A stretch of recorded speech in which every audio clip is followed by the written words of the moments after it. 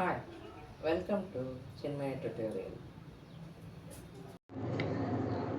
ಈಗ ನಾವು ಒಂದು ಎರಡು ಚರಾಕ್ಷರಗಳ ರೇಖಾತ್ಮಕ ಸಮೀಕರಣದ ಆಧಾರದ ಮೇಲಿನ ಒಂದು ಲೆಕ್ಕವನ್ನು ನೋಡೋಣ. ಎರಡು ಸಂಖ್ಯೆಗಳ ಮೊತ್ತ 16 ಮತ್ತು ಅವುಗಳ ವ್ಯುತ್ಕರ್ಮಗಳ ಮೊತ್ತ 1/3 ಆದರೆ ಆ ಸಂಖ್ಯೆಗಳನ್ನು ಕಂಡುಹಿಡಿಯಿರಿ ಅಂತ ಕ್ವಶನ್ ಕೊಟ್ಟಾರೆ. ಸೊ ಎರಡು ಸಂಖ್ಯೆ ಅಂತ ಅಂದಾಗ ನಾವು ಯಾವಾಗಲೂ ಎರಡು ಸಂಖ್ಯೆಗಳು ಎಕ್ಸ್ ಮತ್ತು ವಾಯ್ ಇರಲಿ ಅಂತ ತೊಗೊತೀವಿ. ಸೊ ಅದ್ರ ಪ್ರಕಾರ ಇಲ್ಲಿ ತೊಗೊಂಡ್ವಿ. ನೆಕ್ಸ್ಟ್ ದತ್ತ ಹೇಳಿಕೆ ಪ್ರಕಾರ ಅವುಗಳ ಮೊತ್ತ ಅಂದಾನ, ಆದ್ದರಿಂದ x plus y equal to 16 ಅಂತ ಬರೆದ್ರಿ.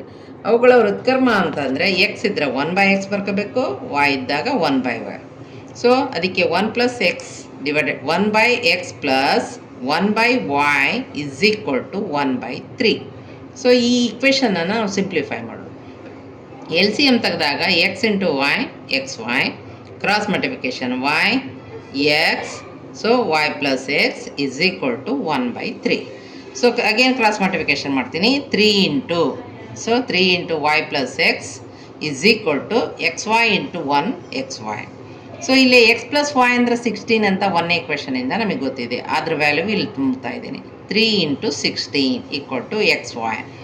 16 3 is 48 ಅಂದರೆ ಎಕ್ಸ್ ವೈ ಇಸ್ ಇಂಟು ಅಂತಂದರೆ 48 ಬಂತು.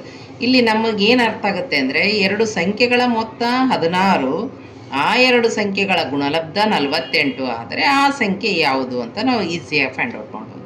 ಅದಕ್ಕೆ ನಾನು ಈ 48ನ ಸ್ಪ್ಲಿಟ್ ಮಾಡ್ತಾಯಿದ್ದೀನಿ. ಸ್ಪ್ಲಿಟ್ ಮಾಡಿದಾಗ 12 4 12 4 48, 12 4 ಕೂಡಿಸಿದರೆ 16. ಆದ್ದರಿಂದ 12 + 4 is equal to 16, 12 into 4 is equal to 48 ಆದರೆ ಆ ಸಂಖ್ಯೆಗಳು 12 ಮತ್ತು 4.